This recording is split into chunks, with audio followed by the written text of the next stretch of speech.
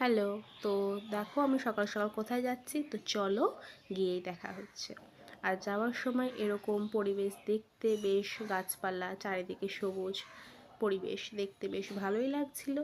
তো তোমরা কে কে এই জায়গাটা চেনো তো অবশ্যই আমাকে কমেন্টে জানিও এই জায়গাটা কোথায় আর কে কে জায়গাটাকে চেনো।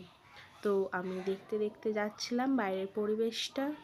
তো আমি এই যে চলে এসেছি আর বাস থেকে নেমে পড়েছি।